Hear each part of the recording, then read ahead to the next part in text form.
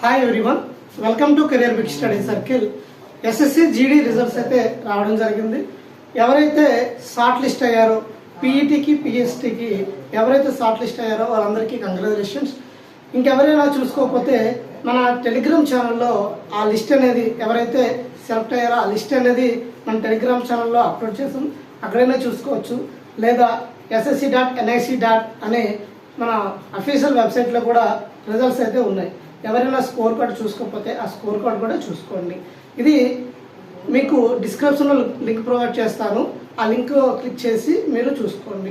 ఇక ఎవరైతే PET పిఎస్టీకి select అయ్యారో వాళ్ళందరికీ ఇప్పుడు అసలైన ఎగ్జామ్ స్టార్ట్ అయింది. ఈ అసలైన ఒక ఘట్టాన్ని దాటేశారు. ఇప్పుడు రెండో ఘట్టం ఏంటంటే ఒక్క అడుగు దూరంలో మీరు మీ జాబ్ సొంతం చేసుకోవడానికి ఒక్క అడుగు దూరంలో ఉన్నారు.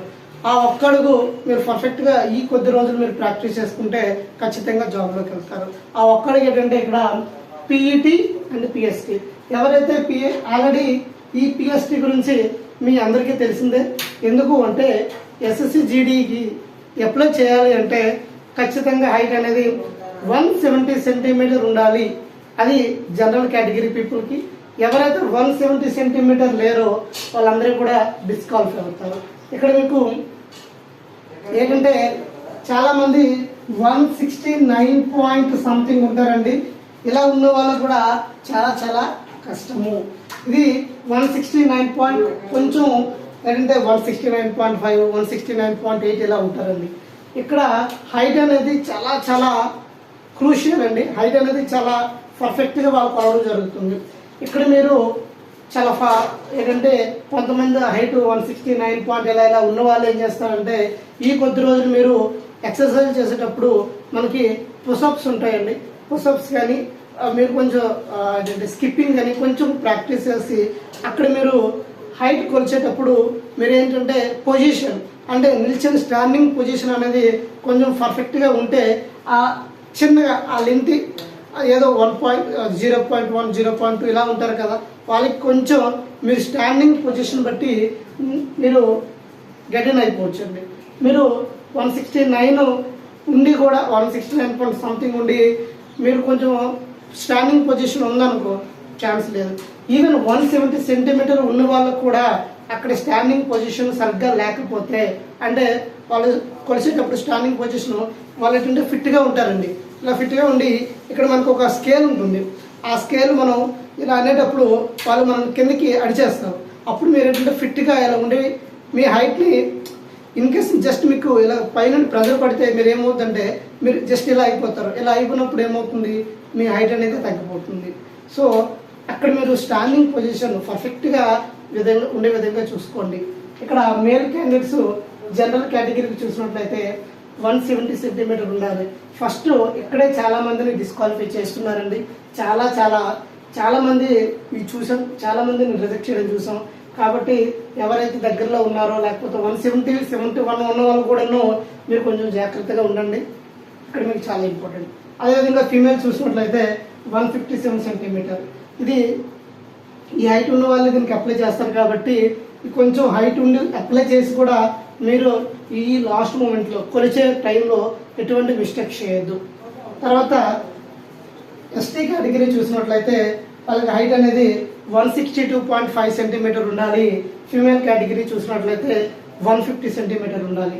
ఇక్కడ మనకి వీళ్ళకి 162.5 150.0 వీళ్ళకి హైట్ ఉంటుంది. కానీ at the time of PET or PST time అప్పుడు ఏం చేయాలంటే వీళ్ళు వాళ్ళ యొక్క సర్టిఫికేట్ని చూపించవలసి ఉంటుంది. ఎవరైతే మాది ఎస్టీ కేటగిరీ అనుకుంటున్నారో వాళ్ళు ఏంటంటే మీకు ఒక డిస్ట్రిక్ట్ ఆఫీసర్ నుండి మీకు ఏంటంటే ఈ కేటగిరీ సర్టిఫికేట్ ఉంటుంది. అప్పుడు ఆ సర్టిఫికేట్ చూపించినప్పుడు మాత్రమే మీకు అనేది అది 162.5ని యాక్సెప్ట్ చేస్తారు. మేము సర్టిఫికేట్ తీసుకెళ్ళలేదు సార్ అంటే వాళ్ళు యాక్సెప్ట్ చేయరు. కాబట్టి మీరు పీఈటీకి పిఎస్టీకి వెళ్ళేటప్పుడు మీరు ఈ సర్టిఫికేట్ ఖచ్చితంగా ఎవరైతే ఎస్టీ కేటగిరీ వాళ్ళు ఉంటారో ఖచ్చితంగా ఆ సర్టిఫికేట్ ఖచ్చితంగా తీసుకుని వెళ్ళవలసి ఉంటుంది. ఇన్ కేస్ మీరు తీసుకెళ్ళకపోతే ఈ హైట్నే వాళ్ళు కన్సిడర్ చేస్తారు, అప్పుడు మీరు లాస్ అవుతారు. సో ఇది మాత్రం చాలా చాలా క్రూషియల్.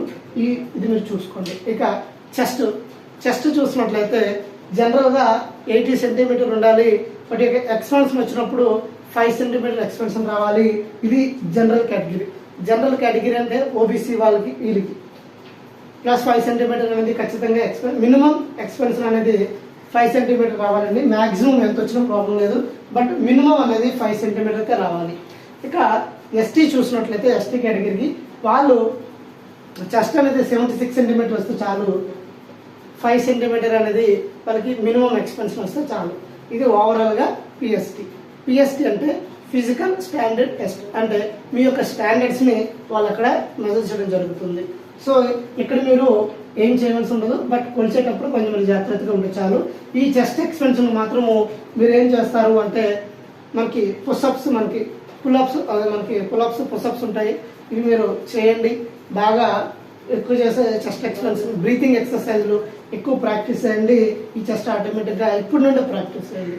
అప్పుడు లాస్ట్ మూమెంట్లో ఎలా వాళ్ళు ఏంటంటే మన స్టేట్లో అయితే కొంచెం ఎక్స్క్యూజ్ ఉంటుంది, కానీ ఇక్కడ సెంట్రల్ సిఏపిఎఫ్ వీళ్ళు మెజర్ చేయడం జరుగుతుంది. కాబట్టి ఖచ్చితంగా మీ హైట్స్ని చాలా హైట్ కానీ చెస్ట్ కానీ చాలా నియర్, ఎటువంటి డిఫాల్ట్ లేకుండా మీరు చెక్ చేస్తారు. కాబట్టి ఇక్కడ మీరు చాలా కీలకంగా ఉండాలి, మంచిగా ఉండాలి. తర్వాత పీఈటీ వచ్చినట్లయితే ఫిజికల్ ఎఫిషియన్సీ టెస్ట్ అంటారు. ఇదే మెయిన్ టాస్క్ అండి. మనం రన్నింగ్ మేల్ క్యాండిడేట్స్కి అయితే 5 కిలోమీటర్స్ 24 మినిట్స్లో మీరు పూర్తి చేయాల్సి ఉంటుంది. అదేవిధంగా ఫీమేల్ క్యాండిడేట్స్ అయితే 1.6 కిలోమీటర్స్ 8 మినిట్స్లో పూర్తి చేయాల్సి ఉంటుంది.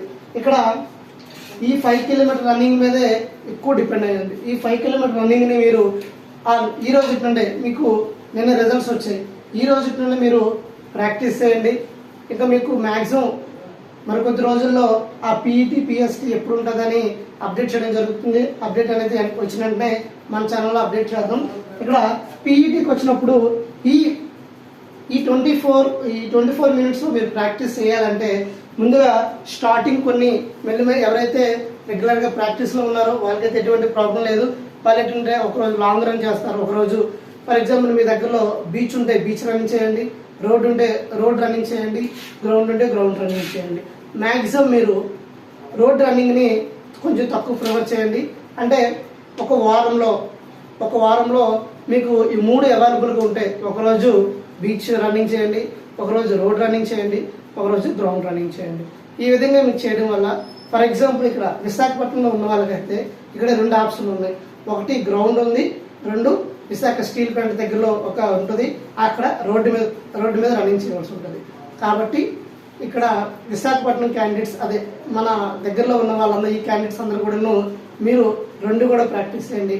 1 వీక్లో మీరు రన్నింగ్ ప్రాక్టీస్ చేసేటప్పుడు రోడ్ రన్నింగ్ కానీ లేకపోతే షెడ్యూల్లో పెట్టుకోండి. రోడ్ రన్నింగ్ రోజు పెట్టుకోండి, గ్రౌండ్ రన్నింగ్ పెట్టుకోండి. రెగ్యులర్గా మీరు గ్రౌండ్ రన్నింగ్ చేస్తూనే ఏదో ఒక రోజు రోడ్ రన్నింగ్ చేయండి.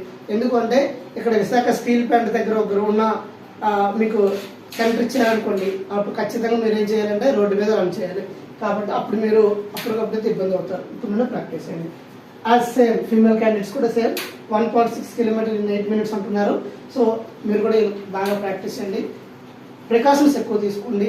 ఎక్కువగా మీరు రన్నింగ్కి వెళ్ళేటప్పుడు వాటర్ బాటిల్ క్యారీ చేయండి. డ్రెస్ అంటే ప్రాపర్ ఫుడ్ మెయింటైన్ చేయండి. ఇవన్నీ నెక్స్ట్ వీడియోలో డిస్కస్ చేద్దాం, వీడియో లెంతీ అవుతుంది.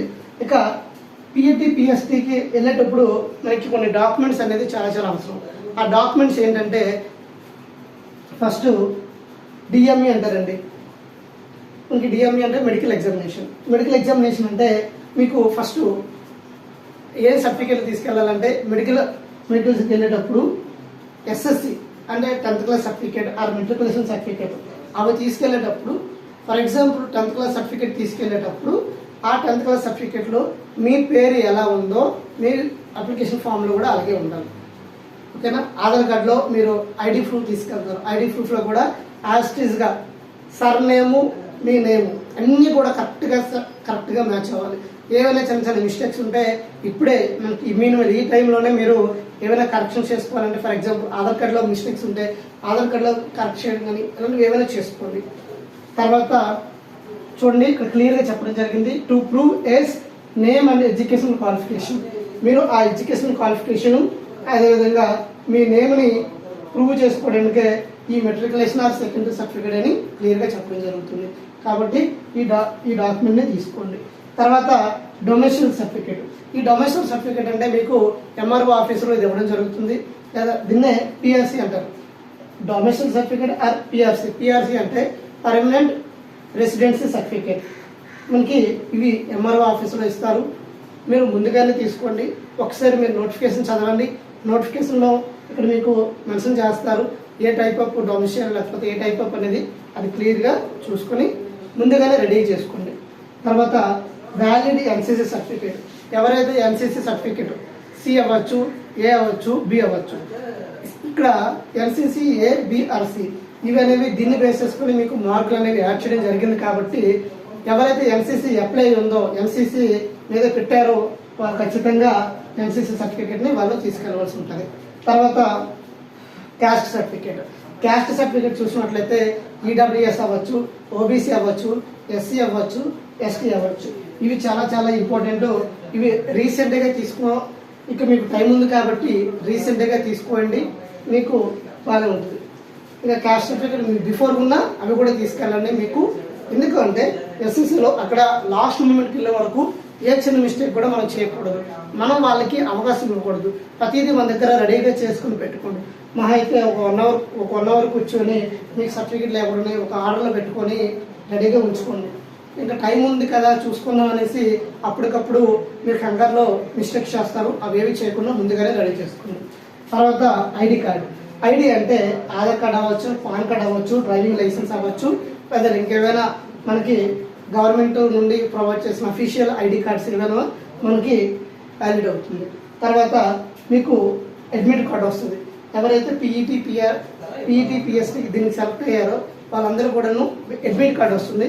ఆ అడ్మిట్ కార్డు మీరు అడ్మిట్ కార్డుతో పాటుగా మీకు రీసెంట్గా తీసుకున్న పాస్పోర్ట్ సైజ్ ఫొటోస్ రెడీగా తీసుకుని పెట్టుకోండి. ఇంకా ఎవరైతే ఎక్స్ సర్వీస్ మ్యాన్ క్యాండిడేట్స్ ఉన్నారో వాళ్ళు ఏంటంటే డిశ్చార్జ్ సర్టిఫికేట్, అంటే మీరు మీ సర్వీస్ నుండి డిశ్చార్జ్ అయినప్పుడు మీకు ఒక సర్టిఫికేట్ వస్తుంది. ఆ డిశ్చార్జ్ సర్టిఫికేట్ కూడా ఎవరైతే ఎక్స్ సర్వీస్ మ్యాన్ క్యాండిడేట్స్ ఉన్నారో వాళ్ళు రెడీగా పెట్టుకోండి. ఇవి మీరు క్లియర్గా పెట్టుకొని ప్రాపర్గా ఉన్నాయా లేవో చెక్ చేసుకోండి. ఇన్ కేసు మీకు లేకపోతే ఇప్పుడు నుండే, అంటే అప్పుడెప్పుడు చూసుకోవడం కన్నా ఇప్పుడే మీరు రెడీగా తెచ్చుకొని పెట్టుకుంటే మీకు సేఫ్గా ఉంటారు. సో ఇంకేమైనా డౌట్స్ ఉంటే మీరు కామెంట్ సెక్షన్లో కామెంట్ చేయండి. ఫర్దర్గా మనకి ఎస్ఎస్సి జీడీకి సంబంధించి ఎటువంటి అప్డేట్ అయినా మన ఛానల్లో అప్డేట్ మనం ఇస్తున్నాం. అదేవిధంగా ఎవరైతే ఎంటీఎస్కి ఎవరైతే క్వాలిఫై అవ్వలేదో, రీసెంట్గా వచ్చిన రిజల్ట్ ఎవరైతే క్వాలిఫై అవ్వలేదో వాళ్ళందరికీ మరొక అవకాశం ఉంది. నెక్స్ట్ ఎస్ఎస్సి జీడీ కూడా నోటిఫికేషన్ వస్తుంది. ఆ జీడీ నోటిఫికేషన్లోకి మీరు జాబ్ కొట్టాలంటే ఇప్పటి నుండే రెడీగా ఉండాలి. సో ఇప్పటి నుండి ప్రిపేర్ అవ్వాలంటే ఖచ్చితంగా ఇప్పుడు మీ ముందున్న notification SSC MTS notification. SSC MTS notification ఇంకా ఎవరైనా అప్లై చేయకపోతే అప్లై చేయండి. సీజీఎల్ నోటిఫికేషన్ కూడా టైం ఉంది. ఇవన్నీ అప్లై చేయండి. మీకు జీడీ నోటిఫికేషన్ వచ్చేసరికి రెడీగా ఉంటారు. ప్రజెంట్ మన ఛానల్లో ఎస్ఎస్సికి జనరల్ అవేర్నెస్లో టాప్ 71 టాపిక్స్ అనేవి, అంటే రిపీటెడ్గా వస్తున్న 71 టాపిక్స్ని మనం చెప్పడం జరిగింది. ఆ 71 టాపిక్స్ నుండి ఒక్కొక్క వీడియోస్ అనేవి క్లాసెస్ ఫార్మేట్లో మనం అప్లోడ్ చేస్తున్నాం. అవి రెగ్యులర్గా ఫాలో అవ్వండి. మీకు జనరల్ అవేర్నెస్లో మంచి మార్పులు వస్తాయి. సో ఈ ఎక్స్ప్లెనేషన్ మీకు నచ్చినట్లయితే లైక్ చేయండి, షేర్ చేయండి, సబ్స్క్రైబ్ చేసుకోండి. Thank you all. జై హింద్.